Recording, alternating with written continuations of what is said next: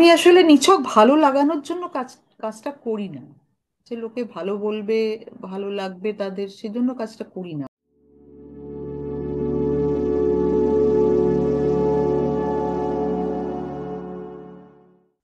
আমরা আজকে আবার একটা বিশেষ পর্ব করছি। সঙ্গে রয়েছেন শিল্পী অলকানন্দা সেনগুপ্ত। উনি ওর নিজের কাজ নিয়ে আলোচনা করবেন।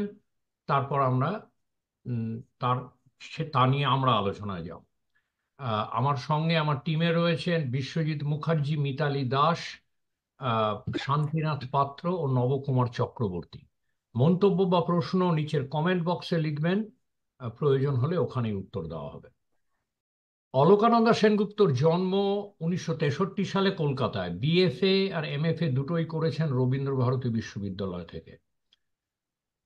অলকানন্দা কাজ করেন মূলত পোড়ামাটি ও সেরামিকে। তার কাজের মুখ্য বিষয় সমকালীন নারী। তার বিষয় ও পদ্ধতি এই সমস্ত সম্পর্কে আমরা তার মুখ থেকেই শুনব। পুরস্কার পেয়েছেন কলকাতা চেম্বার অফ কমার্স ও বিড়লা একাডেমি থেকে। দেশ জুড়ে একাধিক যৌথ প্রদর্শনীতে অংশ নিয়েছেন। আমি 94-এ মাস্টার্স ডিগ্রি করে আমি বেরোই, তারপর ললিত কলাতে আমি প্র্যাকটিস করতাম, কাজ করতাম। তো 5 বছর কাজ করার পর আমি আমার চাকরি সূত্রে আমাকে নানান জায়গায় ঘুরতে হয়। আমি সেন্ট্রাল স্কুলে চাকরি করতাম, ফলত খুব নির্দিষ্টভাবে আমি কাজ সেভাবে করতে পারিনি।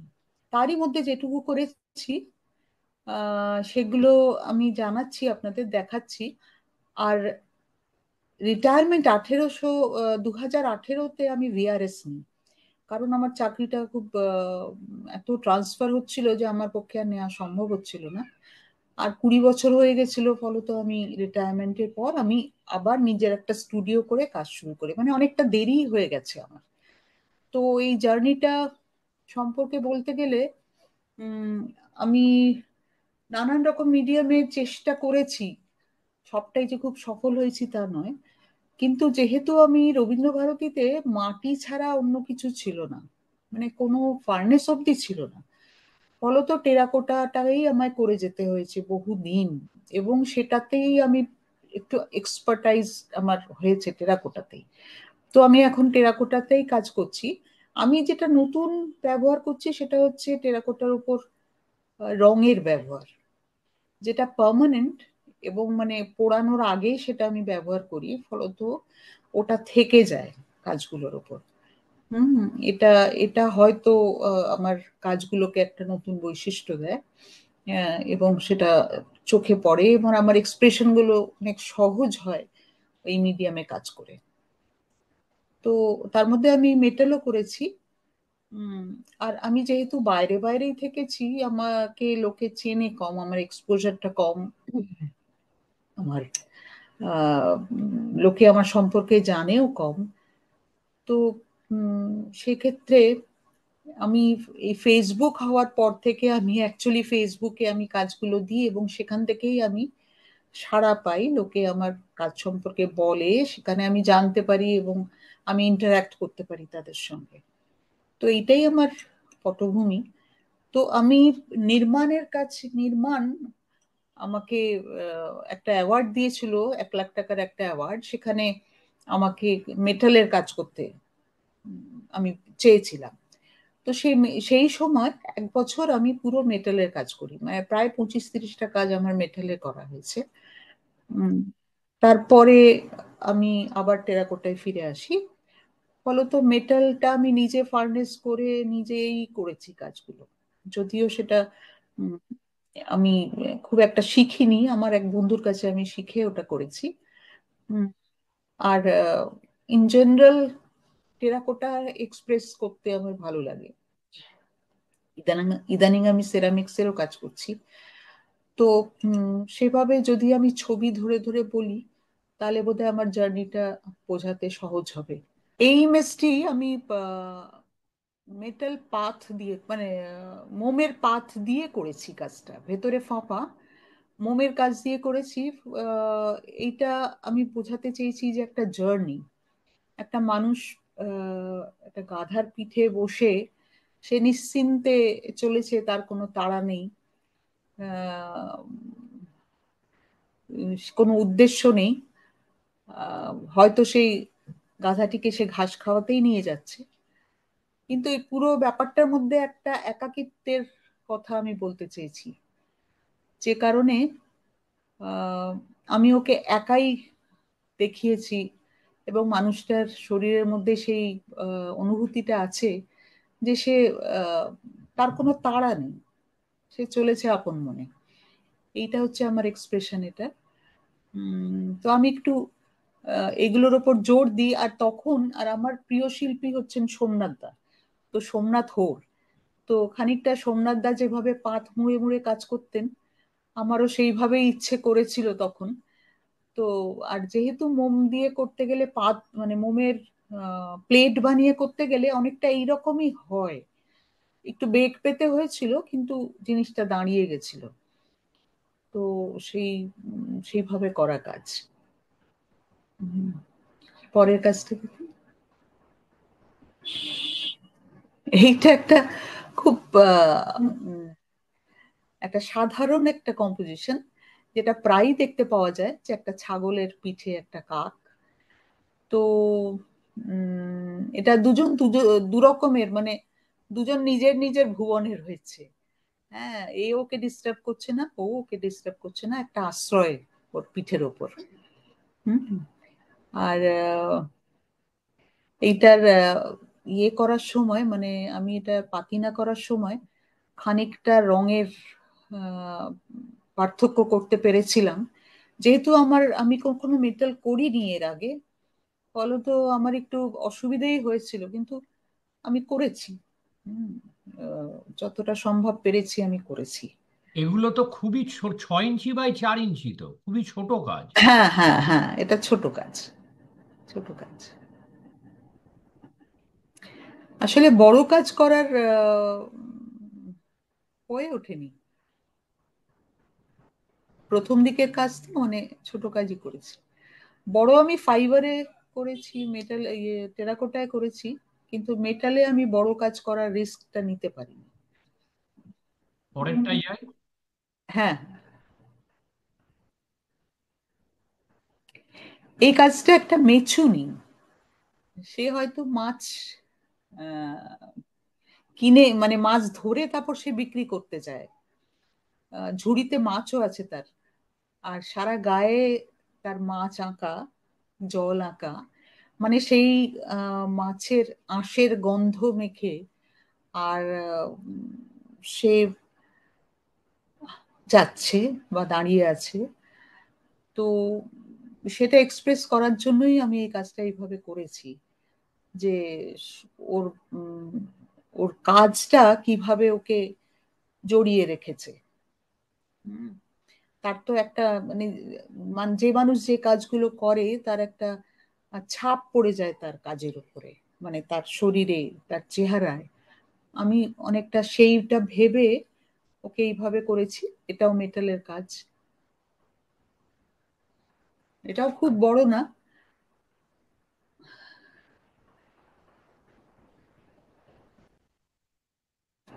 এটা আমার টেরাকোটার কাজ। এটাতে আমি এটাতে স্টেইন ব্যবহার করেছিলাম। কাজটা পোড়ানোর পর আমি এটা ব্যবহার করেছি, কারণ আমি তখনও সেভাবে কি করে একটা রংকে কি করে ফিক্স করব সেটা আমি জানতাম না। ফলত স্টেইনটা পরবর্তী সময় আমি ইউজ করেছি, এবং সেটা খুবই কার্যকরী হয়েছে, একটা অদ্ভুত এফেক্টও আমাকে দিয়েছে। মানে এই যে কালো যেটা আপনি দেখছেন সেটা সেই স্টেইন। আর এখানে ও একটা, মানে এটা আমারই প্রতিচ্ছবি বলতে হয়, যে আনমনে সে সময়কে বেছে চলেছে, ইয়ে করে চলেছে। তো এই,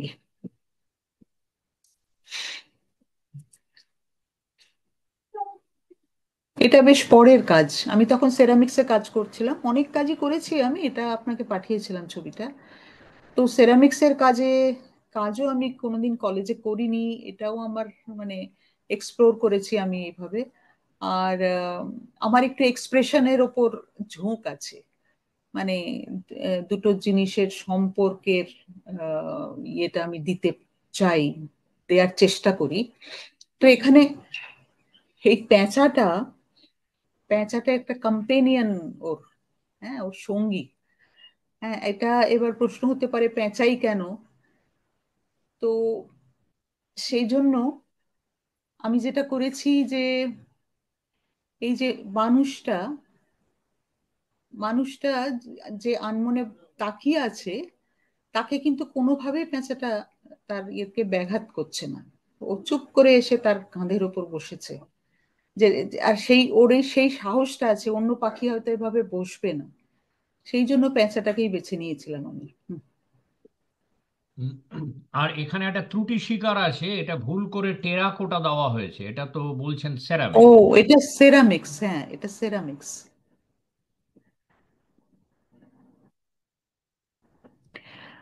এই ক্ষেত্রে এই যে কাজটা আপনি দেখছেন, এটা এই যে আজকের রাজনীতির যে অবস্থা, আহ,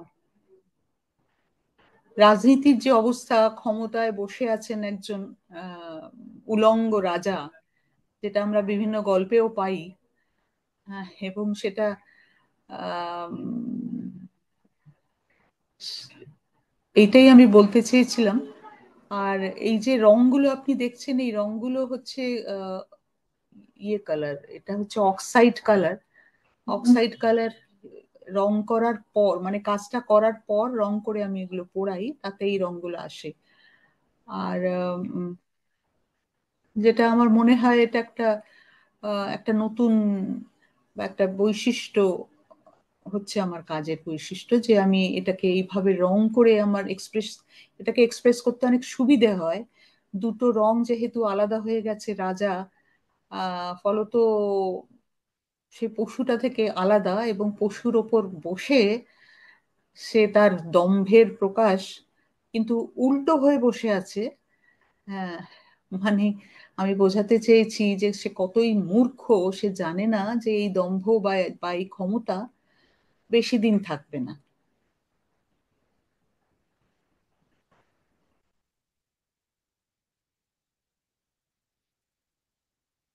আমি একটু নেচারকে নিয়ে কাজ করতে ভালোবাসি। যেভাবে প্রকৃতিকে ধ্বংস করা হচ্ছে, আহ, মানে চারিদিকে, মানে এখন প্রধান ইস্যু হচ্ছে আমাদের ডিস্ট্রাকশন অফ নেচার। মানে যেভাবে পৃথিবীকে আমরা আহ, সত্যি কথা বলতে কি ধর্ষণ বলাটাই বোধহয় সবচেয়ে সঠিক ব্যাখ্যা হবে। যেভাবে আমরা ধর্ষণ করছি, যেভাবে বিচ্ছিন্ন হচ্ছে সমস্ত প্রকৃতি জগৎ, সেইটাকে এক্সপ্রেস করার জন্য আমি এটা করেছি। মাথাটা মানুষের সবচেয়ে তা মানুষের মাথা থেকেই তো বেরোচ্ছে এগুলো, উন্নয়নের নামে যে সমস্ত প্রকৃতি ধ্বংস করার খেলা। তো সেইটা যে তাকে কোথায় নিয়ে যাবে, তার একটা প্রতিচ্ছবি আমি এটা করেছি।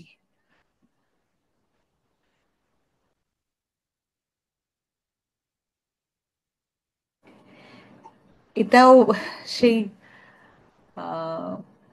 পলিটিশিয়ান, আজকের যে পলিটিক্স করে যে সমস্ত লোক, হ্যাঁ, ক্ষমতার জন্য কত নিচে নামতে পারে, কতটা তাদের মধ্যে পশুত্বটা বেরিয়ে আসে। যদি আমি মনে করি না যে পশু মানে মানুষ পশুর চেয়ে বেটার, এটা আমি মনে করি না। কিন্তু তুলনা করা হয় পশুর সঙ্গে, তার যখন সে যখন এই ধরনের আচরণ করে, সেই জন্য। আর এই যে ইয়ের চেহারাটা আমি দিয়েছি ওইটা বোঝানোর জন্য, যে সিংহাসনে বসে আছেন কিষ্কিন্ধার রাজা, যে কবিতাটি আছে, খানিকটা তার ছাপ এটার মধ্যে।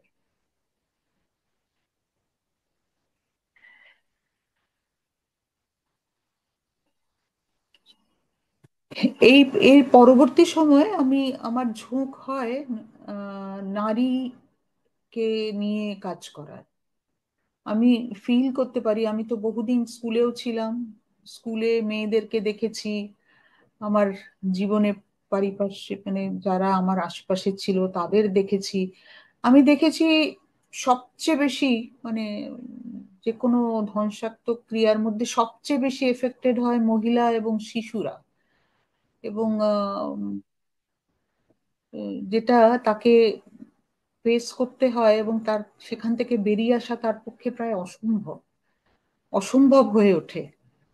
তো সেখানে আমি বলতে চাইছি যে ইভ, আদাম অ্যান্ড ইভের ইভ, সে আবার আপেল খাওয়ার খেয়ে সেই ভুলটাকে সে পুনরাবৃত্তি করছে।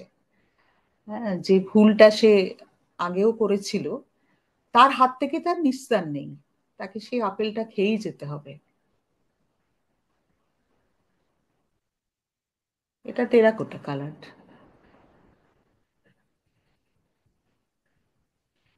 এই যে ভঙ্গিটা দেখছেন, এই ভঙ্গিটা আমার খুব প্রিয় একটা ভঙ্গি।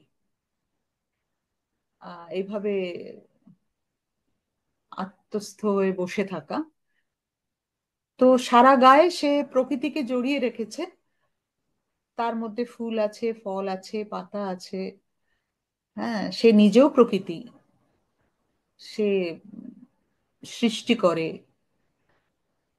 সেই জন্য তার চারপাশে সে জড়িয়ে আছে প্রকৃতিকে।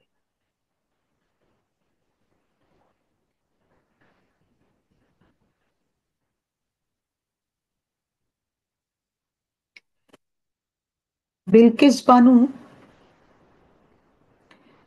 এটা এটা বহুদিনের, আহ, বহুদিন ধরে আমি এটাকে, এই বিষয়টাকে আমি এক্সপ্রেস করতে চাইছিলাম। এই কালার টেরাকোটাটা করার পর আমার মনে হলো যে আমি এটাকে যখন রংটা দেব, তখন ওর আহ, ইয়েটা আরো বেশি ফুটে উঠবে। ফলত বিলকিস একা যেভাবে তার উপর ঘটে যাওয়া সমস্ত ঘটনার প্রতিরোধ করেছে, প্রতিবাদ করেছে, এটা একটা অনন্য ঘটনা। এবং সে আহ, দাঁড়িয়েছিল সেই অন্যায়ের বিরুদ্ধে। ফলত সেইটা আমি করতে চেয়েছি, করেওছি। এই কাজটা আমার ইয়েতে, দিল্লিতে আর্ট হেরিটেজে যে এক্সিবিশনটা হয়েছিল সেখানে ছিল এই কাজটা। তো এটা আমার একটা বড় প্রিয় কাজ।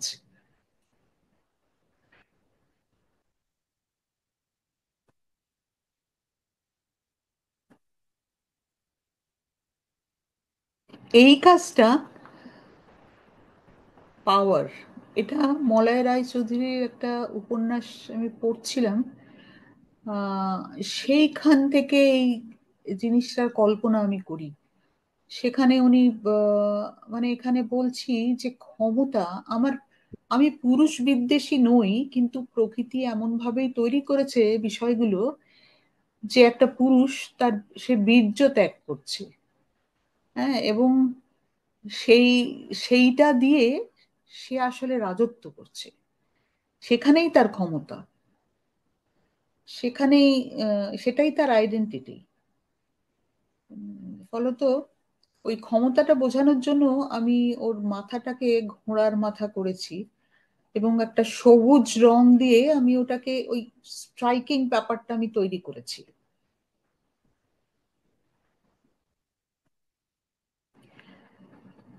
হুম।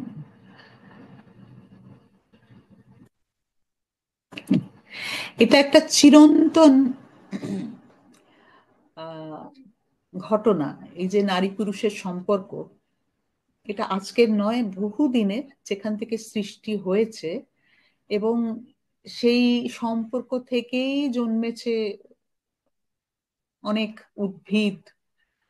আহ, আবার এই সম্পর্কটা হয়তো সভ্যতার এই যে কৃত্রিম একটা সভ্যতা, আমরা যে আজকে যে জায়গায় দাঁড়িয়ে আছি, যেখানে সম্পর্ক টাকেও আমরা আহ, অর্থনীতি দিয়ে বুঝতে চেষ্টা করি, সেখানে সেই সেই জন্য হয়তো সম্পর্কটা যেহেতু আহ নষ্ট হয়ে যাচ্ছে বা পচে যাচ্ছে, সেই জন্য তার গায়ে আমি ব্যাঙের ছাতাগুলো দিয়েছি।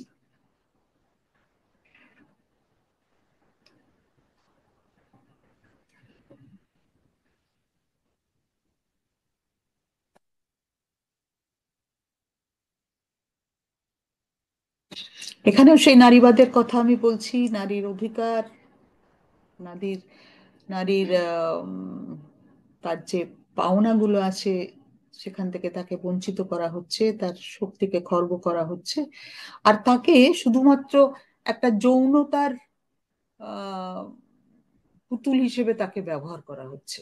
মানে একটা নারীর দিকে একটা পুরুষ যখন তাকাচ্ছে, সে যৌনতাকেই খোঁজার চেষ্টা করছে। আহ এইটা মানে আজকের পৃথিবীতে দাঁড়িয়ে আহ, আমি আমি এটা ফিল করি।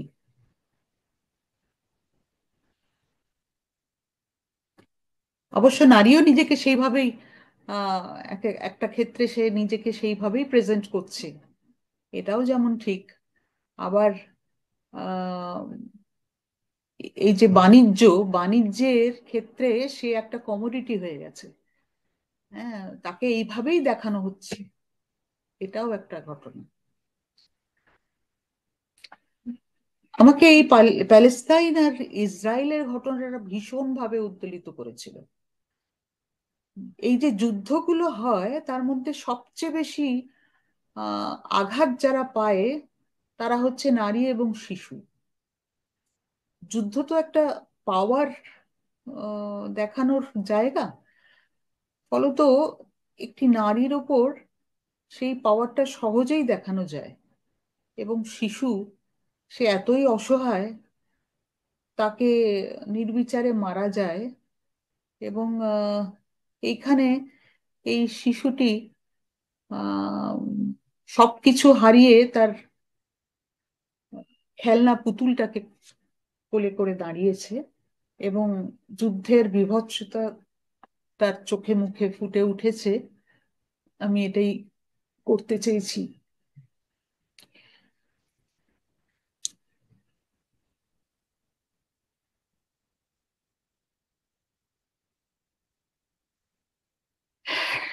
এখানেও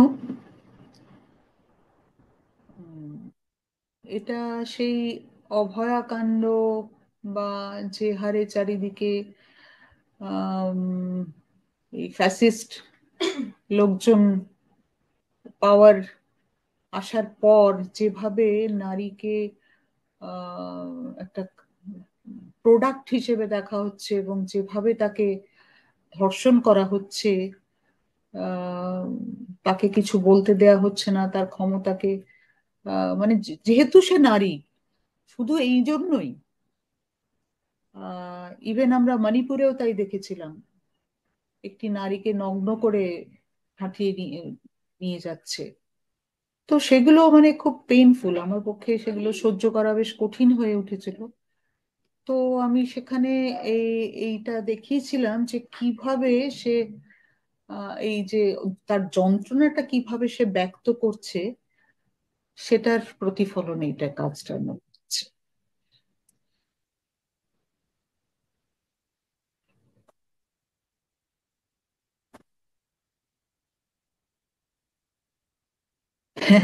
এটা একটি মেয়ে, আহ, সে তার কল ঘর থেকে বেরিয়ে আসছে, তার ইয়েগুলো উইংস গুলো ভিজে গেছে, তার মাথায় গামছা, উম, অন্তর্বাস পরে সে আছে।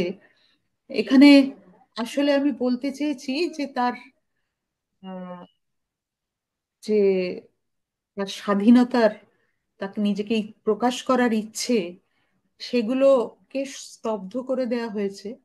ফলত একটা তার উইংস গুলো ঝুলে গেছে, ভিজে চুপসে গেছে। ফলত আর সে নিজেও ভারাক্রান্ত। এই,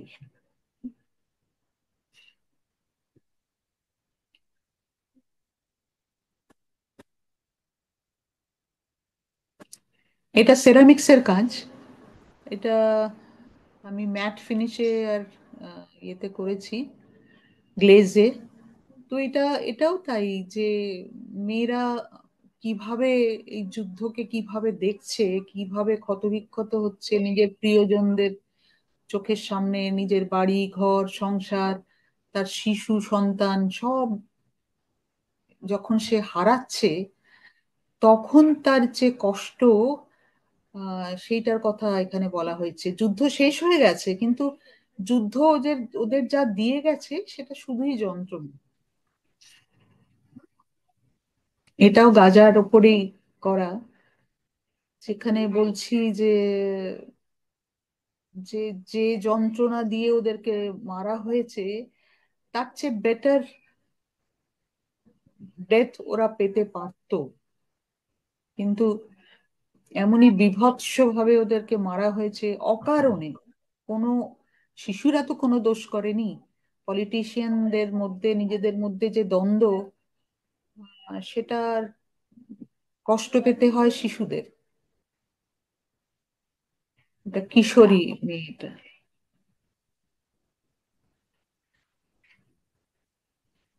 এটাও সেরামিক্স। আমার এই হাত নিয়ে কাজ করার একটা প্রবণতা আছে। আমি শুধু হাতের কত রকম এক্সপ্রেশন থাকে সেটা আমি করি। তো এখানে হাতটা যখন করলাম, তখন আমার মনে হচ্ছিল এর ওপর একটা কিছু দেয়া দরকার, এমন একটা কিছু যেটা অ্যাপিল হবে সাংঘাতিক। মানে সেজন্য আমি লাল রংটা ব্যবহার করে একটা বেদানা বসিয়েছি। আহ এটা বলার জন্য যে পেইনটা, জেসাস যদিও প্যালেস্তিনিয়ান ছিলেন, কিন্তু সেই প্যালেস্তিনিয়ানের ওপরে কিভাবে অত্যাচার নেমে আসছে। উনি তো ভালোবাসার কথা বলেছিলেন, উম জগৎকে ভালোবাসতেই বলেছিলেন, যুদ্ধ এসবের পক্ষে উনি ছিলেন না। তা সত্ত্বেও তাকে সেই প্যালেস্তিনিয়ান, যেটা ওনার জন্মভূমি ছিল, সেখানে এই যে যুদ্ধের আবহাওয়া, সেটা সেটাকে বোঝানোর জন্য আমি এটাকে এইভাবে এক্সপ্রেস করেছি। আচ্ছা, তাহলে আমরা প্রেজেন্টেশন হলো। এবার আমরা একটু আলোচনা করি আপনার কাজ নিয়ে। তোমাদের কোনো প্রশ্ন বা মন্তব্য থাকলে বলো। তো প্রথমেই কাজ দেখে আপনার কাছে এটা আমার প্রশ্ন না, মন্তব্য। আহ, এক কথা হচ্ছে আপনি ভীষণভাবে সমাজ সচেতন একজন আর্টিস্ট, এবং আপনি সোমনাথ হরের কথা যেহেতু প্রথমেই বললেন, তা ওই জন্য আরো আমার ভাবতে সুবিধা হচ্ছে যে সোমনাথ হরের জায়গা থেকে আপনি ওই সমাজ সচেতনতা, ওই জায়গা থেকে আপনার বোধহয় আসছে, যেহেতু তার কাজ ভালো লাগা, তার চিন্তা ভাবনার জায়গা, তার দর্শনের নিশ্চয়ই আপনাকে প্রভাবিত করেছে, বোঝাই যাচ্ছে। ভালোই। আহ আর আপনার যে যে এই রং ব্যবহারটা আপনার কাজকে একটা অন্য মাত্রা দিয়েছে, এটা একদম স্বীকার করারই আর কি, অস্বীকার করার কিছু নেই। আর হচ্ছে এই মানে ভাস্কর্য দেখলে যেটা আমাদের একটা মনে হয় না, যেটা প্রথমত আর্টিস্টদের সবার পক্ষেই, মানে বিশেষ করে যারা ভাস্কর তাদের পক্ষে তো বড় কাজ করা সম্ভব না। না, বড় কাজটা তো অর্ডারই কিছু না দিলে, মানে আউটডোর কাজ না হলে বড় কাজ আর্টিস্টটা কি করে হুম করবে। হুম সেখানে আমরা আমাদের শহরে যেটা দেখি, চারপাশে যে ভাস্কর্যগুলো আমরা দেখি সবসময় পাবলিক আর্টে, সেই জায়গাটা দেখলে খুব মনে হয় যে মানে এই সিদ্ধান্তগুলো যারা নেয় তাদের তো আর্টের নিয়ে কোনো আগ্রহ, শিক্ষা দীক্ষা কিছুই নেই। এই ভিডিও এইসবগুলো যদি দেখে, তাদের কাছে যদি পৌঁছয়, তাহলে তাদের একটি শিক্ষা দীক্ষা বাড়বে। কারণ আমরা কিন্তু ভারতবর্ষের অন্য শহরগুলোতে কিন্তু আমরা দেখতে পাই ক্রিয়েটিভ কাজ, আর্টিস্টদের নিজস্ব কাজ, ওই রকম পাবলিক খাওয়ানো ওই মানের কাজ না, নিজস্ব কাজ দেখতে পাই, কিন্তু আমরা কলকাতায় দেখতে পাই না। এটা আমাদের ভীষণ আক্ষেপের জায়গা। কারণ একটা লোক শহরে এলে সে ওই কাজগুলো দেখেই এখানে ভাস্কর্য চর্চা চর্চা সম্পর্কে একটা ধারণা করবে, কিন্তু একদমই সেটা ভুল। হুম। আমরা জানি অনেক আর্টিস্ট আছে এরকম, তারা নিজস্ব কাজ ভীষণ ভালো, অন্য রকমের চিন্তা ভাবনা, মানে ভালো কাজ করে, কিন্তু সেটা পাবলিকালি এ করে দেখতে পাই না আমরা। এই একটা আক্ষেপ আর কি। এই শান্তি। আসলে হ্যাঁ, বলো আপনি। হ্যাঁ, আমার না এক্সিবিশন করা হয়ে ওঠে না। আমি কাজ করতেই আমার ভালো লাগে, আর ওই কাজের মধ্যেই আমি থাকি। একটার পর আরেকটা, একটা মানে মাথার মধ্যে এক কারি কাজের ভাবনা আছে, সেগুলো করি। আর এক্সিবিশনটা কি করে করব, কোথায় করব, তার জন্য যে উদ্যোগ, তার জন্য যে দৌড়ি, সেটা আমার হয়ে ওঠে না। ফলত ওই ফেসবুকটাই আমার কাছে একটা ইয়ে করার জায়গা, কমিউনিকেট করার জায়গা আর কি। এই। শান্তি। আচ্ছা, আমার কাজগুলো তো খুবই ভালো, সেটা নতুন করে আর কিছু মানে আমার বলার নেই। আমার কয়েকটা জিনিস জানার ইচ্ছা আছে। আহ, আপনার কাজ আপনাকে ডিফাইন করে না আপনি আপনার কাজকে ডিফাইন করেন? মানে কে কাকে বেশি দু- ইনফ্লুয়েন্স? দুটোই দুটোই দুটোই আসলে আমার ভেতরে যেটা আছে সেটাই তো এক্সপ্রেস করব আমি। হ্যাঁ, আমার মধ্যে আমি যা দেখেছি, আমি যা আমার জীবনে বুঝেছি। আসলে আমার বাবা মারা গেছিলেন আমার যখন 14 বছর বয়স। ফলত আর আমরা ইউপিতে থাকতাম, সেখান থেকে কলকাতায় আসি। কলকাতায় এসে আমাকে প্রচুর স্ট্রাগল করতে হয়। আর্ট কলেজে পড়া, তাই নিয়ে বাড়িতে বিরাট আপত্তি, সেগুলোকে ফেস করতে হয়। একা একাই চলতে হয়েছে, আমার নিজের খরচ সব করতে হয়েছে। খানিকটা টেরাকোটা করার পেছনে এইটাও একটা কারণ যে আমি ইয়ে করতে পারিনি, মানে ফিনান্সিয়াল আমার অবস্থা খুব একটা ভালো ছিল না। তারপর বিয়ের পর আমরা একটা পাবলিকেশন করেছি, মন ফকিরা বলে। ওরা আগেও ছিল, তো সেই তার পেছনেও আমাদের অনেকটা খরচ সঞ্চয় আমাদের ইয়ে করতে হয়েছে। হ্যাঁ, তো সেই জায়গা থেকে হয়তো আমার মধ্যে সেই ডিপ্রেশন, বা আমি যেগুলো দেখেছি, আমি যেগুলো ফেস করেছি আমার পরিবারে, আমার কর্মজগতে, এবং এমনি মাঠে ঘাটে, বাসে ট্রামে যেগুলো দেখেছি সেগুলো মানে ভীষণভাবে আমাকে আহত করেছে। ফলত আমার মনে হয়েছে যে মেয়েদের এই আহ, অবস্থানটা পরিবর্তন হওয়া দরকার। তো সেই জায়গা থেকে আমার কাজ এবং আমি বোধহয় একই। আচ্ছা, আমার দ্বিতীয় প্রশ্ন এটা। আজকে আপনি ফেসবুকে একটা পোস্ট দিয়েছেন, আমি পড়লাম। তার মানে মধ্যে কথাটা হচ্ছে এই যে আমরা অলরেডি অনেক কিছু করে ফেলেছি, হ্যাঁ, এবার কি করব না সেটা আমাদের দেখতে হবে। মানে লাস্টে একটা থিয়েটার পার্সোনালিটির কোটেশন ছিল যে থিয়েটারে উনি এটাই শেখান যে কি কি জিনিস বাদ দেব। এখান থেকে আমার প্রশ্ন আপনার ক্ষেত্রে, আমি এটা ধরেই নিচ্ছি আর যেহেতু আপনি পোস্টটা করেছেন এবং এই ফিলসফিটা হয়তো অল্প বিস্তর আপনি বিশ্বাস করেন, আপনি আপনার হুম। কাজের এই ডিডাকটিভ প্রসেসটাকে কতটা ফলো করেন? মানে কি কাজ হ্যাঁ, করতে আমার মানে থট প্রসেসটা আমি জানতে চাইছি। হ্যাঁ, আমি ওই যে পোস্টটা ছিল সেটা, ফুকুওকা বলছেন যে আমরা প্রকৃতিকে এমন ভাবে ধ্বংস করেছি, তার উপর আমার এই বিজ্ঞানের ইয়ে চাপিয়েছি।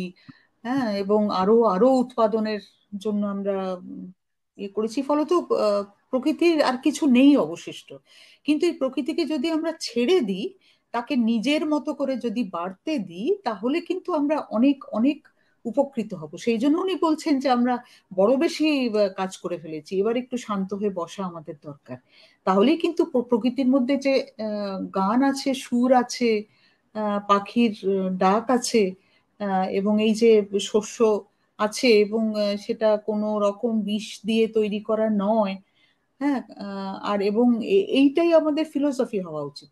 তো সেক্ষেত্রে আমার কাজের ক্ষেত্রেও আমার মাঝে মাঝে মনে হয় যে আমার কাজের যে মানে এত অবজেক্ট আমি দেখাচ্ছি, সেটা কমিয়ে ফেলার দরকার, একটুখানি অ্যাবস্ট্রাক্টের দিকে যাওয়া দরকার।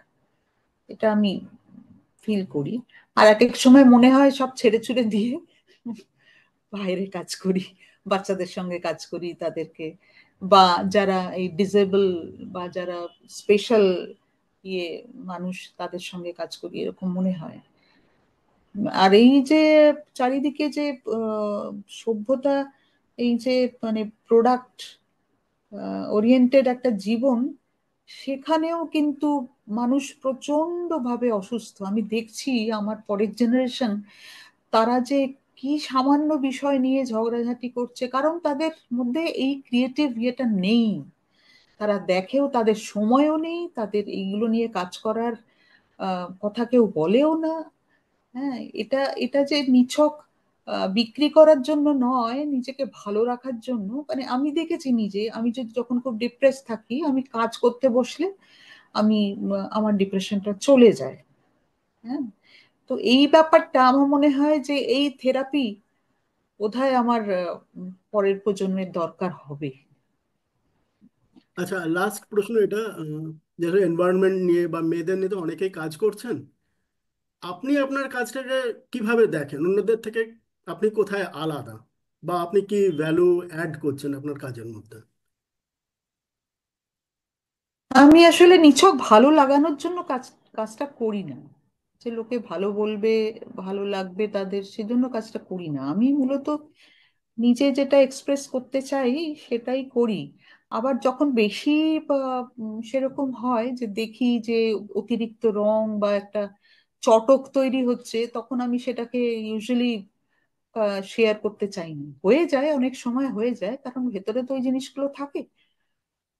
তো ওইভাবেই। আর আমি জানি যে বিষয় নিয়ে আমি কথা বলছি সেটা অনেকের পছন্দ হবে না। ওরা আসলে গল্প কথা শুনতেই ভালোবাসে, রূপকথা শুনতেই ভালোবাসে। হ্যাঁ, তাদের এই রিয়ালিটিটা হয়তো পছন্দ হবে না, এটাও আমার আমার মনে হয়। ঠিক আছে, থ্যাংক ইউ।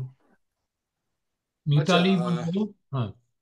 আমি আমি আমি আরেকটা আমি একটা আহ, মন্তব্য আপনার আহ, মানে আপনার বরং দেরিতে এসছেন ভালোই হয়েছে, মানে আপনার এতগুলো যে চেতনা জমেছিল, আর তারপরে সেগুলো আপনি আপনার কাজের মধ্যে দিয়ে এত সুন্দরভাবে সেগুলো আসছে।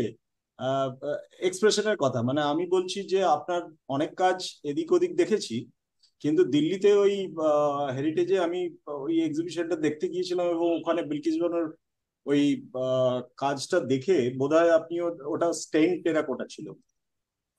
হুম হুম, বিলকিস, স্টেইন। আচ্ছা। মানে তো ওটা কিন্তু ওটা ফার্নেসে দেয়ার আগে, আচ্ছা, বুঝতে পেরেছেন? সেটা সেটা কিন্তু ফিক্সড হয়ে যাচ্ছে, ওপর এবং থেকে আমি এবং কিছু এবং করিনি। সেটাই সেটাই বোধহয় উপযুক্ত, মানে তারপরে আর যাওয়া উচিত নয়। আহ, এই কালার এবং রংটা এত বেশি এত সুন্দরভাবে মানে আটকে আছি, মানে আমি ওটা দেখতে দেখতে এক্সপ্রেশনটা এত গভীরে এত সুন্দর এবং পরিমিত, সব থেকে বড় কথা হচ্ছে পরিমিত।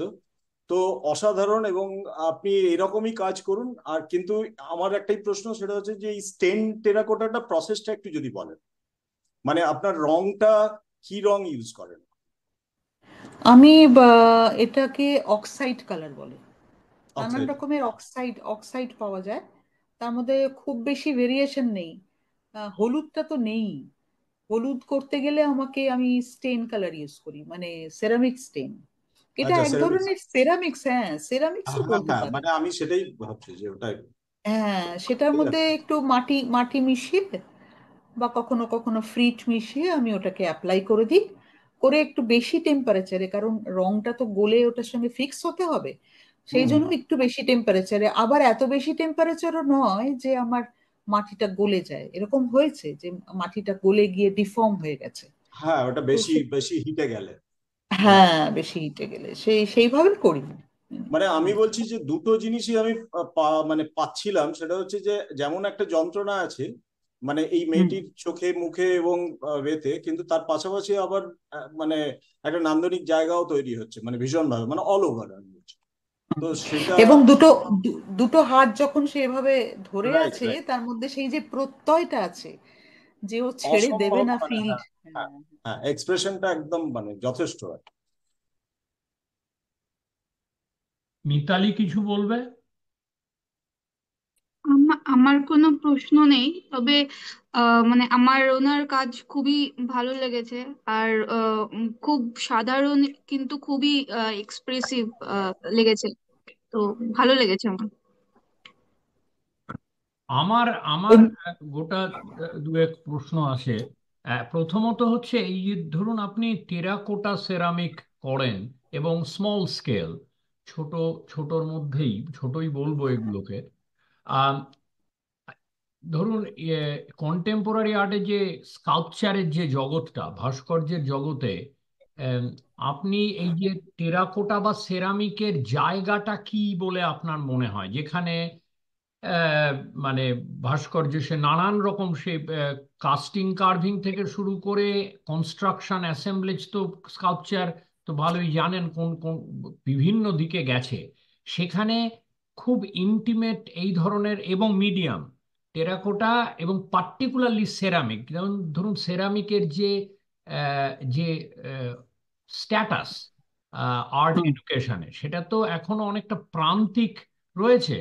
আহ, এবং টেরাকোটা ওইভাবে তো মানে সেরামিকের একটা ডিপার্টমেন্ট অনেক জায়গায় থাকে, টেরাকোটা তো ওভাবে থাকে না। তাই এই টেরাকোটায় সেরামিক ব্যবহার করে আপনি যেটা করছেন সেটা ভাস্কর্যের জগতে অবশ্যই জায়গা পাবে, কিন্তু আপনার কাজের কথা আলাদা করে বলছি না, যে আপনি যখন দেখছেন কাজ সমকালীন আর্টের জগতে এই সেরামিক টেরাকোটার জায়গাটা কি?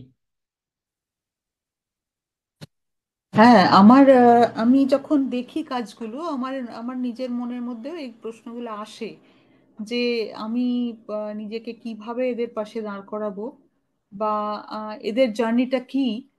আহ, সে আর আমারও যে এই ধরনের কাজ করতে ইচ্ছে করে না তা না, ইচ্ছে করে, কিন্তু আমার শারীরিক কারণে আমি অত জোগাড়ও করতে পারি না, আর আমার স্টুডিওটা ছোট্ট। হ্যাঁ, কারণ সেই জন্য আমি আমার লিমিটেশনের মধ্যেই আমি যে কাজটা করি সেটা টেরাকোটাটাই আমার মনে হয় ভালো লাগে। আর টেরাকোটাটায় আমার এক্সপ্রেশন গুলো, আমি যেগুলো বলতে চাই তার একটা আদল দিতে হবে, খুব বেশি অ্যাবস্ট্রাক্টে যেতে পারি না আমি, একটা আদল আমার দিতে হয়। আর যেহেতু রঙের এক্সপেরিমেন্টটা আমি করছি, এখন তো এক্সপেরিমেন্টটা আরেকটু চেঞ্জ করেছি, দেখা যাক সেটা কি হয়।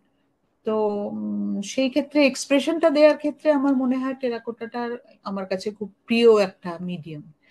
আর ইয়ে টেরাকোটার তো একটা বৈশিষ্ট্য আছে, কারণ সেটা আহ, বাজারে হয়তো তার মূল্য কম কারণ সেটা ভঙ্গুর, কিন্তু আমার মনে হয় যে টেরাকোটা একটা প্রেস্টিজিয়াস মিডিয়াম। মানে অতীতেও প্রচুর কাজ, মানে একেবারে সভ্যতার প্রথম থেকেই মাটি পুড়িয়ে কাজ করেছে লোকে। আ- আপনার কাজের যে আইকনোগ্রাফি বা এক্সপ্রেসিভ জায়গাটা আমি পেলাম ধরুন পুষ্পমালা এন, উনি যখন যখন বরোদা থেকে পাশ করার পরে 70-এর দশকে এই ধরনের ছোট মেয়েদের আহ, আহ, ইয়ে নিয়ে, ঠিক পোর্ট্রেট না, ছোট মেয়েদের ফিগার নিয়ে কিছু কাজ করেছিলেন। আর একটা জায়গায় আপনার আমি মিল পাই, সেটা সোমনাথর তো আছেনই, আপনি তো সোমনাথর চোখের সামনে রয়েছে, কিন্তু আহ সোমনাথর অ্যাকচুয়ালি সোমনাথরের সঙ্গে আপনার আমি কম মিল পাই, কারণ সোমনাথরের কাজের মধ্যে একটা ব্রুটালিটি আছে যেটা আপনার কাজে অতটা নেই। আপনার কাজে একটা আহ, মিষ্টি আহ, মিষ্টি ব্যাপার আছে। যে মিষ্টি বলবো না, আপনার কাজে একটা আম, যে নিষ্ঠুরতা বা যে যে যে ব্যাপারটা, যে আগলিনেসটা, তার পাশাপাশি একটা খুব নরম জায়গা আছে। তাদের চাউনি বা ভঙ্গির মধ্যে একটা আপন করে নেওয়ার ব্যাপার আছে। সোমনাথরের কাজ কিছু কিছু কাজের দিকে যে তাকানো যায় না, ওই পাত দিয়ে মোড়ার জন্যেই অনেকটা, যে একটা কর্কশ ব্যাপার আছে। আপনার কাছে কিন্তু কর্কশ ব্যাপারটা কম। আপনার যেভাবে মডেল করেন, আপনার যে ফর্ম, যদি কন্টুয়ারটা দেখি, সেই সেই জায়গাটা নেই আপনার কাজের সঙ্গে। যার মিল পাই, আমি জানি না আপনার এটা তার কাজ কেটে কলবেটস, কেটে কলবেটসের হ্যাঁ, কেথে কলিস। ছোট ছোট স্কাল্পচার, উনি বেশি করেননি স্কাল্পচার, উনি তো প্রিন্ট মেকার ছিলেন, কিন্তু ছোট ছোট কিছু স্কাল্পচার করেছিলেন যুদ্ধবিরোধী 20-এর দশকে। ওই ওর যে আপনার যে এক্সপ্রেসিভনেসটা, কিন্তু তার মধ্যে একটা ভীষণ টেন্ডার ব্যাপার আছে। হুম। ইয়ে আপনার একটা একটা একটা কাছে টেনে নেওয়ার ব্যাপার আছে। উনি যেহেতু ওই ওর ছেলে মারা যাওয়ার প্রথম বিশ্বযুদ্ধে, সেই জন্য উনি মায়ের জায়গা থেকে এইটা আপনার আছে, খুবই খুবই আছে আর কি। তো আমার যেটা আমি ফেসবুকে দেখছিলাম আপনার, আমি জানি না ওটা আপনার স্টুডিও তো ছোট বলছেন, কিন্তু আপনার অনেকে কাজ করছে হ্যাঁ, মডেলিং। সেটা কি অন্য, সেটা আপনি কি কমিউনিটি এফার্ট কিছু আছে আপনার কাজ? হ্যাঁ, হ্যাঁ, আমার কাছে কতগুলো মুসলিম মেয়ে আসে, তারা কিছু হিন্দু আছে তাদের মধ্যে, তারা আমার কাছে কাজ করে, কাজ শেখে, এবং সেই কাজগুলো বিক্রি করে আমি, মানে দু একজন আমার চেনা আছে, তাদের কাছে ওই কাজগুলো বিক্রি করে, বা বইমেলাতে ওদের কাজ বিক্রি করে, বা কোনো মেলাতে ওদের কাজ বিক্রি করে আমি ওই টাকাটা ওদের দিই, আর কাজগুলো ওদের শেখাই, এবং খুবই ওদের ভালো লাগে কাজ করতে।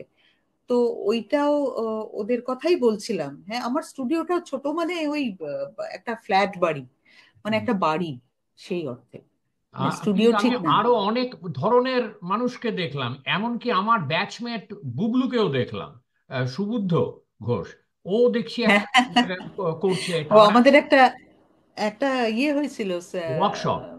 ওয়ার্কশপ হয়েছিল, রাকুর ওয়ার্কশপ হয়েছিল, সেখানে ও এসেছিল। রাকু, আচ্ছা। হ্যাঁ। আহ, তো আর আপনি যে সোমনাথদার কথা বলছিলেন, সোমনাথদা মানে উনি তো প্রত্যক্ষ করেছেন সেই মন্বন্তর, সেই হ্যাঁ, হ্যাঁ, ইয়ে, ওটা ওই ওটা যে ওর উনি উন্ড ওইটা ক্ষত যে ভুলতেই ছিল। পারেননি। হ্যাঁ, ওটা ক্ষত, ওটা উনি ভুলতেই পারেননি, ফলত হ্যাঁ, ওনার কাজের মধ্যে ওটা একেবারে প্রকট ভাবে এসেছে। তো আমার ওই এক্সপিরিয়েন্সটা নেই, আমি ফিল করতে পারি কিন্তু সরাসরি ওইভাবে দেখিনি। ফলত আমার ইয়ের মধ্যে আর আমি আমার বহু সময় মানে 20টা বছর ছোটদের সঙ্গে কাটিয়েছি আমি, বাচ্চাদের সঙ্গে।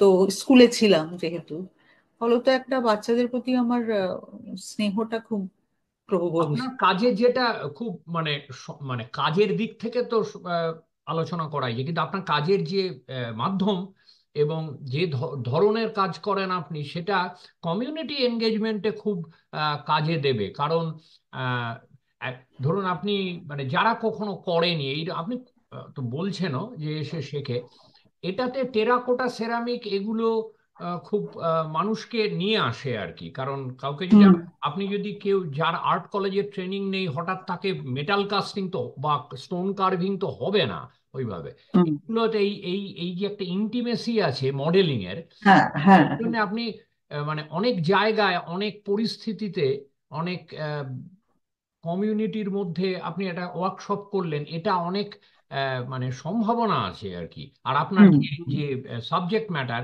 আপনার ওই যে একটা সহজবোধ্যতা আছে, হুম সহজবোধ্যতা আছে, কিন্তু ব্যাপারটা যে একটা খুব তরল এন্টারটেনমেন্টের জায়গাটা না, তার একটা হুম গভীরতা এবং তার মধ্যে একটা বিষয়বস্তুর গভীরতা আছে। এই জায়গা থেকে আমার মনে হয় আপনার কাজ অনেক অ্যাক্সেসিবল। এই যে লোকে বলে বুঝি না, হ্যাঁ বুঝি না, আহ, এই পাড়ার অনিমাদি যোগুদা, হ্যাঁ, আর্ট বুঝি না ভাই, আপনার কাজের সামনে দাঁড়ালে এটা পরিষ্কার হ্যাঁ বুঝি, মানে এমনকি সে দাঁড়াবে। হ্যাঁ সোমনাথরের কর্কশতাটাও নেই। সেই জন্য লোককে বাবারে কি কি দেখছি সেরকমও মানে একটা ওই যে টেনে নেওয়ার জায়গাটা আছে। এইটা থেকে আপনার কাজের যে বিষয়, যেভাবে আপনি বিষয়বস্তুকে প্রেজেন্ট করেন এবং মাধ্যম, এই মানে সো কল্ড আর্ট লাইনের বাইরের লোকেদের আহ, টানার, তার আকর্ষণ মানে তারা করবে। কাজ করবে, হাতে কলমে করবে, এই জায়গা থেকে তারা ইন্টারেস্ট পেতে পারে, সেই জায়গায় কমিউনিটি এনগেজমেন্টের একটা বড় আহ, সম্ভাবনা রয়েছে আর কি। দাদা, হ্যাঁ, আপনার আপনার ড্রয়িংটা, মানে ড্রয়িং ভালো না হলে এই এই ধরনের কাজ হ্যাঁ, হ্যাঁ, একদম। অসম্ভব। মানে আমার পাশাপাশি আপনার মানে ড্রয়িং দেখার খুব ইচ্ছে রইলো। অসম্ভব আচ্ছা ভালো, মানে আপনার টোটাল এই যে মডেলিং এর মধ্যে প্রত্যেকটা জায়গা অপূর্ব সুন্দর, মানে ভারসাম্য আছে, দারুণ হ্যাঁ, একটা। সেইটা সেটা একটা হ্যাঁ একদম। কারণ মানে বোঝা যায় আপনার ড্রয়িং কিছু দেখতে পেলে, এই যে প্ল্যান, আপনি লেআউট করেন নিশ্চয়ই, হ্যাঁ হ্যাঁ লেআউট গুলো দেখতে পেলে খুব ভালো যে কিভাবে আপনার এই ফাইনাল কাজটায় যাচ্ছে, বিভিন্ন ধাপগুলো, এইটাতে একটা বড় শেখার ব্যাপার থাকে আর কি। কারণ স্কাল্পচারে, পার্টিকুলারলি স্কাল্পচারে যখন একটা 3 ডিমেনশনাল জিনিসকে গ্যালারিতে রাখা হচ্ছে, ওইগুলো কিরম পিছনে চলে যায়। একটা হ্যাঁ পেন্টিং দেখলে তার মধ্যে আমি পেন্সিলের লাইন থাকতে পারে, বা একটা খুব কাছ থেকে দেখলে আমি রঙের লেয়ার দেখ, কিন্তু স্কাল্পচারে তো ওগুলো সাধারণত অন্তত যারা খুব ট্রেন্ড তারা ছাড়া অন্যদের চোখে তো আসে না। সেই জন্য আপনার এই প্রেজেন্টেশনে যেটা আমার বলা উচিত ছিল হয়তো আগে, সেটা আমার মনে হয়নি, কিছু ড্রয়িং স্কেচ দেখতে পেলে একটা দুটো কাজের যে হুম হুম। ফাইনালে যাচ্ছে কিভাবে, সেটা বিরাট একটা শিক্ষণীয় দিক আর ছিল। পেন্টিং পেন্টিং যে মোডটা, মানে সেইটা যেন এইটার মধ্যে বেরিয়ে আসে, মানে প্রত্যেকটা টেরাকোটা, হ্যাঁ, এই আপনি স্টেন কি টেরাকোটার মধ্যে বেরিয়ে আসে। পেন্টিং এ আপনি কি মানে খুবই করেছেন, কখনো করতেন? হ্যাঁ হ্যাঁ হ্যাঁ পেন্টিং করেছি, করেছি। মানে আপনার, হ্যাঁ, এই যে নব যেটা বলছে একদম, মানে ওটা সব সময় মাথায় থাকে না আমাদের যারা আহ, মানে খুব কাজ দেখি চতুর্দিকে, যে আপনার একটা এই যে আপনি যে শরীরগুলোকে যেভাবে দুমড়াচ্ছেন, মুচড়াচ্ছেন বলবো না, শরীরগুলোকে যেভাবে ইকোনমাইজ করছেন, এখানে এসে হুম, আমি ছেড়ে দিলাম, হাতটাকে একটু মোটা করে, ওই যে একটা ফুলবতী, তার যে পা দুটো বড়, আহ, পায়ের মানে পায়ের পাতা এগিয়ে চোখটা এসছে। বড়, এগুলো ড্রয়িং এর সেন্স না থাকলে এগুলোর এই ব্যালেন্সটা, যে ওদিকে তো মাথাটা ছোট আর এখানে পা হুম বড়, এখানে একটা মানে বিরাট ওই ওই ব্যাকগ্রাউন্ড আছে, বোঝা যায়। সেইগুলো দেখতে পেলে আমাদের অনেক ভালো হতো। এটা মানে চোর ঠিক আছে। পালালে বুদ্ধি বাড়ে এখন মনে হচ্ছে। আপনাকে ওটা বললে দু চারটে যদি ড্রয়িং পাঠিয়ে দিতেন একটা কাজের সঙ্গে, আমরা দেখতে পেতাম কাজটা কিভাবে ডেভেলপ করেছে আর কি। না, ওনার ড্রয়িং খুবই ভালো। এই দু একদিন আগে আপনি মনে হয় ফেসবুকে দিয়েছিলেন না, চারকোলের কিছু ছাগল বা এই, আপনি দিয়েছিলেন? সেটা আমার ছাত্রের করা। ও, সরি আমার সরি, ছাত্র আছে। আমাদের ড্রয়িং গুলো খুব ভালো লাগলো তাই বলে। আচ্ছা আচ্ছা। তাহলে আপনার যে এই যে কাজের নিয়ে আমি এইটা একটু অদ্ভুত লাগছে আপনার যে যে বয়সে যে যে আপনি আরো একটু, আপনি বোধহয় খুব প্রচার বিমুখ মনে হয়। প্রচার কি? বিমুখ আপনি, প্রচার বিমুখ। হ্যাঁ, হ্যাঁ, হ্যাঁ। মানে আপনি ফেসবুক তো আছে, ঠিক আছে, ফেসবুক নিয়ে আমি খুব বেশি দূর ওটাকে হিরণ মিত্র যেন বলেছেন ওটা কলতলা, কলতলায় ঝগড়া হয় ওই কলতলা ওটা। কিন্তু এছাড়া আপনি কি আরো আহ, ধরুন গ্র্যান্ড ট্রেন্টে অ্যাপ্লাই করা বা এগুলো করেছেন মানে মানে পশ্চিমের জগতে? আপনি কিন্তু আপনার কাজে কিন্তু আপনার গ্র্যান্ট খুব ভালো কিছু গ্র্যান্ট আছে, আপনি অ্যাপ্লাই করতে পারেন। মানে একটু যদি আচ্ছা, কাজকে বাইরে ঠেলেন, যেমন পলক ফ্রেজনার বলে একটা গ্র্যান্ট আছে, জ্যাকসন পলক আর আচ্ছা, পলক ফ্রেজনার ফাউন্ডেশন। সেই গ্র্যান্টে যদি আচ্ছা, আপনি অ্যাপ্লাই করেন, আপনাকে মানে ওরা এতটাই টাকা, মানে কলকাতায় অনেকেই পেয়েছে। আহ, আচ্ছা। আহ, মানে টাকাটা যা দেয়, আহ, আহ, আপনাকে 16 লাখ 19 লাখ এরকম একটা দিয়ে দেয়, যেটা কলকাতায় এখনো আপনার কাজের পক্ষে অনেক অ্যামাউন্টটা। তা অনেক, মানে অনেক। আপনি কি ওটা গ্র্যান্ড শুধু না, আমি বলছি যে একটু বাইরে ঠেলা আপনার কাজকে আপনি কি করেন না? আমি পারি না ওগুলো করতে। কাজ সেটাই করেই আপনার আমি। সঙ্গে ইন্টারঅ্যাক্ট করে আমার মনে হয়েছে যে নিজেকে বাইরে একটু পুশ করা, সেই জায়গাটা আপনার বোধহয় খুব আসে না। এটা কিন্তু আপনার আসলে কাজের যা স্ট্যান্ডার্ড তাতে এটা এখন দেখা উচিত বাইরে আর কি। আসলে আর্ট ওয়ার্ল্ডটা এখন যে জায়গায় গিয়ে দাঁড়িয়েছে না, আমার খুব অস্বস্তি হয়।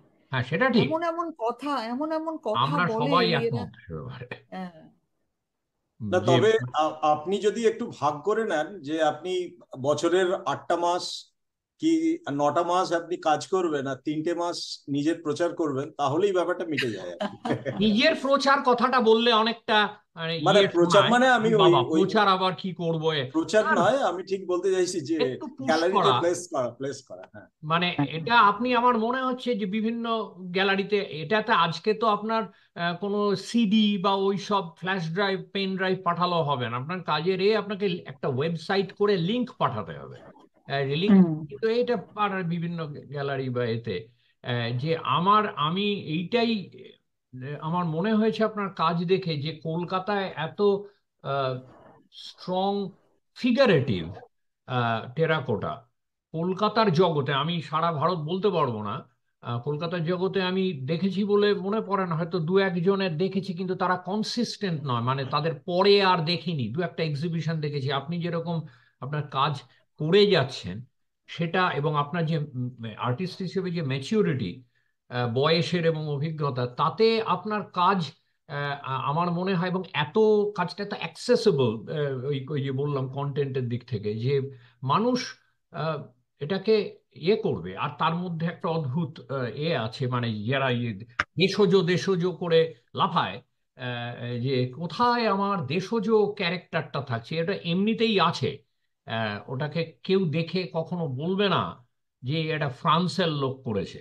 একটা কোথাও বিভিন্ন এলিমেন্ট আছে যেটাতে খুব ঘরের কাছে।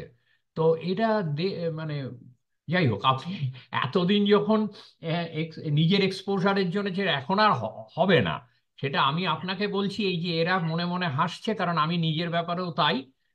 আমি কোনো লেখা বেরোলে আমি ফেসবুকে দিই না। আপনি তো ফেসবুকে দেন, আমি দিইও না। আমিও ওই প্রচার বিমুখ। তা কিন্তু আপনার যে এই কাজের এটা এটা একটা লস আর কি বাইরের জগতে, আমার মনে হয়। আহ, এত অনেক কিছু ঘটছে আর্ট ওয়ার্ল্ডে, তার মধ্যে আপনার কাজ দেখাটা এই ফেসবুকে দেখছি। আবারও বলছি, ফেসবুক নিয়ে আমি বেশি দূর বলতে চাই না, আরেকটু সিরিয়াস ওই যাই।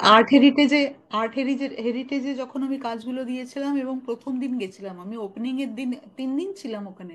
হ্যাঁ, তো ওপেনিং ওপেনিং এর দিনে অনেক বায়ার্স আর অন্যান্য গ্যালারির ওনার্সরা এসেছিল। তোরা ভীষণ ভালো লেগেছে ওদের, অভিভূত। হ্যাঁ, ভীষণ মানে। কিন্তু ওরা বলছে যে আপনাকে তো চিনি না, আপনাকে তো হ্যাঁ, জানি না, আপনার কাজ তো দেখিনি। ফলত ওরা ওটার পেছনে ইনভেস্টও করতে চাইছেন। দেখো এখন তো আর্ট ওয়ার্ল্ড এরকমই হয়ে গেছে, মানে আপনার নাম হলে কাজ যাই হোক, সেই হ্যাঁ, কাজটা। এটা সে তো বটেই। আর আজকে মিতালি কিছু বলবে? হ্যাঁ। হ্যাঁ আমি হ্যাঁ এম, দাদা যেরকম বললো মানে আম, আপনার কাজ এক্সপ্রেসিভ এর সঙ্গে সঙ্গে মানে একটা নরম ব্যাপারও রয়েছে, মানে নরম একটা রয়েছে, মানে একটা ব্যাপার। আর তাছাড়াও আমি আপনার আরেকটি কাজ যেটি দেখালেন যে একটা একটা ছেলে যার মাথাটা আপনি ঘোড়ার মতো করেছেন। তো ওই ছবিটা আম, মানে ওই ছবিটার ভেতর, মানে আমি পার্টিকুলার ওই ছবিটা নিয়েই বলছি। ছবি না, ওই ছবি ছবিটা না। হ্যাঁ হ্যাঁ হ্যাঁ, মানে ওই কাজটা নিয়ে। হ্যাঁ মানে ওটার ইমেজটা। তো ওটা আমার মানে ভীষণই একটা তির্যক ব্যাপার রয়েছে, এবং তার সাথে সাথে ওটা ভীষণ ভাবে হিউমারাস। তো মানে আহ তো এটাই আপনার আমার মনে হয় কয়েকটা কাজ আরেকটু বড় করে যদি আপনি রিক্রিয়েট করেন, আপনি আবার ওই আপনার যে লজিস্টিক্যাল ব্যাপারটা, স্টুডিও ছোট, এবং এখানে এগুলো তো, এইটাই তো হচ্ছে আর ভাস্কর্যের ফার্নেস, শিক্ষা। যে ফার্নেসটাও ছোট আমার। হ্যাঁ, হুম। এইগুলো তো একটা, যেটা পেন্টারদের থেকে স্কাল্পটারদের সমস্যা বেশি হয়। কিন্তু ওইগুলো, এই যে ধরুন ওই যেটা কথা মিতালি বললো, ওই যে সুতো বেরিয়ে আসছে, ওটা এত ইঞ্জিনিয়াস ব্যাপার যে মানে আপনি ওটাকে বজায় রেখে ওই ব্যালেন্স, শালীনতা বলি যাই বলি, সেটা বজায় রেখে যেটা করেছেন, এবং ওটার মধ্যে হিউমার আছে। এটা আরেকটু ধরুন লাইফ সাইজ, বলছি লাইফ সাইজ থেকে ধরুন একটা বাচ্চা ছেলে, বাচ্চার হাইটের যা হয় তো 5 ফুট, ওটা এই, বোধহয় হ্যাঁ, ওটা বোধহয় কি 2.5 ফুট, বোধহয় 30 ইঞ্চি। 2.5 ফুট। হ্যাঁ, হুম। ওটা যদি ওর ডাবল হতো, বেশ হতো, এটা একটা ইম্প্যাক্টটা। আপনার কাজের সবই ছোট ছোট বোঝা যায়, যে ছোটর মধ্যে, আর ছোটর মধ্যে ছোটর জন্য ইন্টিমেসিটা থাকে। কিন্তু দু একটাকে আপনি যদি বড় করতেন, কিন্তু সেখানে আবার ওই প্রশ্ন এসে পড়ে আর কি, লজিস্টিক্যাল সমস্যা। আচ্ছা, আহ, আমার একটা প্রশ্ন আছে। সেটা হচ্ছে, হ্যাঁ। আপনার তো এই মানে কাজের চাকরি যেহেতু আপনি করেছেন স্কুল টিচার হিসেবে, তো সেইখানে আপনার অভিজ্ঞতা কি? যেমন শোনা যায়, অনেকে এরকম বলে যে আর্ট আর্ট টিচার হিসেবে স্কুলে গেলে ঠিকভাবে বাচ্চাদের শেখানো যায় না, কারণ স্কুল কর্তৃপক্ষ, মেনলি প্রিন্সিপাল, তারা আর্ট এডুকেশনের বিষয়ে কিছু বোঝে না বলে আর্ট টিচারকে আর্টটা শেখাতে দেয় না, অন্য বাকি কাজে ব্যস্ত রাখে। এই খুব ভালো ব্যাপারে প্রশ্ন। আপনার অভিজ্ঞতা, একটু ভাবনা চিন্তা করুন। হ্যাঁ, খুব ভালো প্রশ্ন। আমি সেন্ট্রাল সেন্ট্রাল স্কুলে পড়াতাম। তো সেন্ট্রাল স্কুলে ওরা সিবিএসসি ইয়েটা ফলো করে, সিবিএসসির রুলগুলো ফলো করে। ওখানে না আর্ট টিচারের একটা বিশেষ স্থান আছে। ওরা মানে আর্ট এডুকেশনটাকে ওরা বেশ ওটা, আমার একটা ঘর ছিল, ঘর দিয়েছে আমাকে, সেখানে বাচ্চারা আসতো। আবার কোনো কোনো স্কুলের জায়গার অভাবে সে ঘর আমি পাইনি। তো ওখানে একটা ব্যাপার আছে আর্টের, মানে ওটার জন্য গ্রেডও দিতে হয়, মার্কস দিতে হয়, ফলত বাচ্চা আর সেই জন্য আমাকে খুব একটা ইয়ে করতে হয়নি। তবে আমি ওগুলোকে পাত্তা দিতাম না। প্রিন্সিপাল আমায় কি বলছে না বলছে আমি বাদ দিয়ে আমি ছবি আঁকতেই হবে। আমি একটা ব্যাগ নিয়ে তার মধ্যে সমস্ত কিছু ভর্তি করে, রং থেকে শুরু করে সব নিয়ে যেতাম ক্লাসে। তো সেখানে বাচ্চাদের আমি খাতা আনেনি, খাতা দিয়ে দিচ্ছি, রং আনেনি, রং দিচ্ছি, মানে ওরা করতে বাধ্য। এবং দেখা যেত যে মিনিট 10 লাফালাফি করার পর ওরা ছবিটা আঁকছে, এবং এতই মানে ওরা ওটার সঙ্গে যুক্ত হয়ে যাচ্ছে যে কখন বেল পড়ে গেছে, পরের ক্লাস শুরু হবে, ওটা ওদের আপনি খেয়ালও নেই। খুব লাকি যে আপনি স্কুলের কিছু না কিছুটা হলো সাপোর্ট পেয়েছেন, অন্তত ফেসিলিটিটা পেয়েছেন। হ্যাঁ, আর আমি ওটাকে অন্য অনেক অন্য আর্ট টিচার অন্য কাজ করেছে, কিন্তু আমি কখনোই সেটা কারণ এনকারেজ সরকারি করিনি। আমি স্কুলে না, মানে আমি আমার ক্লাস ছাড়বো না। পশ্চিমবঙ্গের হ্যাঁ। অন্তত সরকারি স্কুলে, আমি সেন্ট্রাল বলছি না, যে আমি অদ্ভুত অদ্ভুত গল্প শুনেছি। সে মানে আপনি টেরাকোটার এগুলো তো ছেড়ে দিন, এগুলো তো অনেক বেশি লজিস্টিক্যাল ইয়ে আছে, সমস্যা আছে ছবি আঁকার ক্ষেত্রে। তাকে ভূগোল পড়াতে দিয়েছে আর্ট টিচার, কারণ তুই ভূগোলের কি জানিস? মানে তাকে ভূগোল ইতিহাস এগুলো পড়া, মানে আর্ট টিচারকে অন্য সাবজেক্ট, মানে আর্টের ব্যাপারটা এতটাই তাদের কাছে কম তাৎপর্য যে অন্য সাবজেক্ট পড়াচ্ছে, কোনো রকম ইয়ে নেই। মানে সবার সব মানে টিচারের মিটিং এ সবার পরে আলোচনা হয়। ও হ্যাঁ, মানে একটা আফটার থট আর্ট নিয়ে আলোচনা হচ্ছে, তার ফেসিলিটি নেই, এ নেই। এটা মানে আপনি খুব ওটা লাকি যে ওইটা ওই ধরনের সেন্ট্রাল স্কুলে আপনি কিছুটা সাপোর্ট এইখানে হলেও পেয়েছেন। আর একটা এখানে ব্যাপার আছে। আগে এই সিবিএসসি কথাই বলছি, আগে মানে টোটাল আমাদের দেশে আর্ট এডুকেশনটাকে জেনারেল এডুকেশনে দেখা হতো, যে শব্দটা বলা হতো সেটা হচ্ছে এক্সট্রা কারিকুলাম হ্যাঁ, অ্যাক্টিভিটি। এক্সট্রা হ্যাঁ, কারিকুলার। কিন্তু কিন্তু এখন কিন্তু এটা চেঞ্জ হয়ে গেছে, এখন বলা হয় কো কারিকুলাম অ্যাক্টিভিটি। এই আচ্ছা। ফারাকটা এই ফারাকটা কিন্তু মানে বিদ্যালয়ের প্রিন্সিপাল যদি না বোঝে তাহলে মুশকিল হ্যাঁ, হবে। এটা খুব মানে কম এটা কম নামেই জায়গাতে। নামেই করেছে, কিন্তু কাজের সময় মানে তার চিন্তা ভাবনার কোনো তফাৎ ঘটায়নি আর কি। তবে কারণ আমার মনে আমার হয় যে ইন্ডিভিজুয়াল ইন্ডিভিজুয়াল আর্টিস্টও এর জন্য খানিকটা দায়ী। মানে হ্যাঁ, আমার কাছে যেমন, আমি ক্লাসে মাটির কাজ করাতে পারিনি কারণ ক্লাসে মাটি নিয়ে যাওয়া অ্যালাউড নয়। তখন আমি ওদের খবরের কাগজ বেঁধে বেঁধে বেঁধে বেঁধে কি করে 3 ডাইমেনশনাল ফিগার করা যায় সেগুলো করিয়েছি। প্রচুর জন্তু জানোয়ার মানুষ এসব করিয়েছি। ও তো আচ্ছা, আমি একটা বেশ- জিনিস বুঝতে পারিনি। আপনি যখন স্কুলে টিচার ছিলেন, আপনি ওখানে মডেলিং এগুলো করাতেন না, আপনি ওখানে ছবি এবং অন্যান্য ধরনের 3 ডিমেনশনাল কাজ হ্যাঁ, করাতেন। হ্যাঁ। আচ্ছা, আমি এতক্ষণ ভাবছিলাম যে আপনি বোধহয় স্কুলেও ওইগুলোই এটা শিখিয়েছেন। না, না, না, আর আমি এমন এমন জায়গায় ছিলাম, ধরুন আমি ছিলাম, আপনি নামও শুনেছেন কিনা জানি না, বেংডুবি। না। বেংডুবি, হ্যাঁ, এটা হচ্ছে বাগডোগরা থেকে 3 কিলোমিটার ভেতরে। তো সেখানে মাটি পাওয়ার কোনো সম্ভাবনাই নেই। ফলত আমি ওই ছবি এঁকেছিলাম তখন, আর কাঠের কাজ করেছিলাম। নর্থ বেঙ্গলে কাঠটা খুব অ্যাভেলেবল, কাঠ খোদাই করেছি এটা অনেকগুলো। কি আপনাকে সেন্ট্রাল স্কুল থেকেই পাঠিয়েছিল? হ্যাঁ, আমার প্রথম অ্যাপয়েন্টমেন্ট বেংডুবিতে। কিচ্ছু লেখেনি, আহ, অ্যাপয়েন্টমেন্টে লেখা আছে বেংডুবি। সেটা যে কোথায় সেটাই খুঁজে পাচ্ছি না। মানে অনেকেই জানে না এটা, এরকম। আচ্ছা। ও, তাহলে এই আপনি। প্রসঙ্গে একটা এই প্রসঙ্গে একটা খুব মজার কথা আমার এক বন্ধু বলেছিলেন, অরূপ রতন বসু। উনি বলেছিলেন যে আমি শুনেছি পুলিশকে শক্তি চট্টোপাধ্যায় কবিতা শুনিয়েছিলেন, আর তোমার এই অ্যাপয়েন্টমেন্টটা দেখে আমি খুব অবাক হচ্ছি, তুমি মিলিটারির বাচ্চাদের ছবি আঁকা শেখাবে। মানে এটা আমার কাছে একটা খুব সাংঘাতিক মনে হয়েছিল। হ্যাঁ, মানে এইভাবে আমার ইয়েটা, স্কুল মানে চাকরি জীবনটা শুরু। তো আমার আমার এখানে একটা প্রশ্ন। আমি যেহেতু মানে দেশে কোনোদিন চাকরি করিনি, আমি অনেক কাল আগে দেশ ছেড়েছি, যে আমি শুনি এগুলো যে যে ট্রান্সফার করে, এই যে কলেজের এই যে সরকারি কলেজের টিচারদেরও ট্রান্সফার করে পশ্চিমবাংলার মধ্যেই, যারা পশ্চিম মানে গভর্নমেন্ট সরকারি কলেজে পড়ায়। এখানে তো সাংসারিক জীবনে একটা বিরাট ডিসরাপশন আসে তো।